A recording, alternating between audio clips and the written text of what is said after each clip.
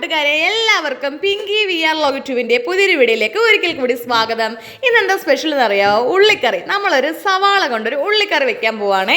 അപ്പം ഇതെന്താ ഉണ്ടാക്കുന്നത് വെച്ചാൽ നാളെ രാവിലെ അപ്പമാണ് ബ്രേക്ക്ഫാസ്റ്റ്. അന്നേരം എൻ്റെ അച്ചായിക്ക് അമ്പലത്തിലേക്ക് കൊണ്ടുപോകാൻ വേണ്ടിയാണ് തലേ ദിവസം തന്നെ ഞാൻ ഉള്ളിക്കറി വെച്ച് സെറ്റാക്കി വെക്കുന്നത്. രാവിലെ 4 മണിക്ക് നടക്കത്തില്ല എല്ലാം കൂടെ, അതുകൊണ്ടാണ്. അപ്പോൾ അതെൻ്റെ ഒരു സ്ഥലത്ത് നിന്ന് ഉള്ളി അരിഞ്ഞപ്പോഴത്തേക്ക് എൻ്റെ ദൈവമേ, എൻ്റെ കണ്ണ് മൊത്തവും നീറി ഞാൻ കരഞ്ഞൊരു പരുവമായി കേട്ടോ.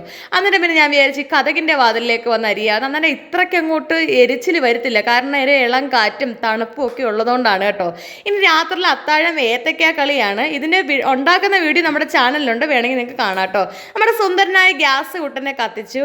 അതിനുശേഷം ഒരു ചീനിച്ചട്ടി എടുത്ത് വെച്ചിട്ടുണ്ട്. നമ്മുടെ സ്ഥിരം ചീനിച്ചട്ടിയാണ്. ഇതേ ഉള്ളിയൊക്കെ അരിഞ്ഞ് സെറ്റാക്കി വെച്ചിട്ടുണ്ട്. ഒരു 3-4 സവാളയാണത് കേട്ടോ. ഇനി എണ്ണ ചൂടായപ്പോൾ കുറച്ച് കടുക് ഇട്ടു. ഈ കടുകെല്ലാം നല്ല രീതിയിൽ പൊട്ടിയതിന് ശേഷം നമ്മൾ അരിഞ്ഞു വെച്ച സവാള ഇട്ടു. ഇനി സവാള പെട്ടെന്ന് വാടി കിട്ടാൻ വേണ്ടിയിട്ട് കുറച്ച് ഉപ്പും കൂടെ വിതറിയിട്ടിട്ടുണ്ട് കേട്ടോ.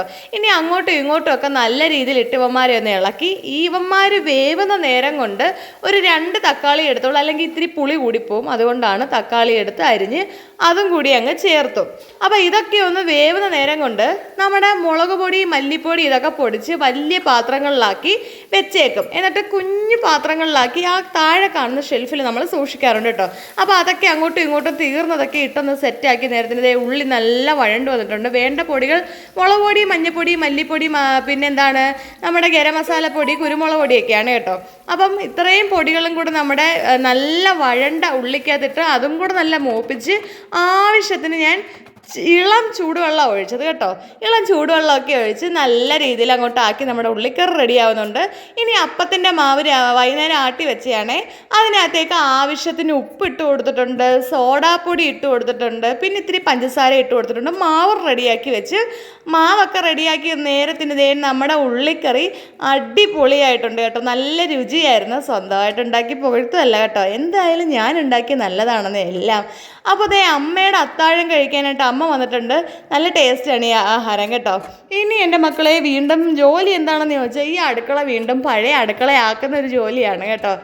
നല്ല രീതി എല്ലാ പാത്രങ്ങളും നല്ല രീതി തേച്ചൊരച്ച് മിനുക്കി കഴുകിക്കൊണ്ടിരിക്കുകയാണ്. നമുക്ക് എന്ത് വേണേലും ഉണ്ടാക്കാം. ഞാൻ എല്ലാ വീഡിയോയിലും പറയുന്നതാണ്, ഈ അടുക്കള തിരിച്ച് അടുക്കളയാക്കുന്നതാണല്ലോ ഒരു പാട്. അപ്പോൾ പാത്രം എല്ലാം കഴുകി.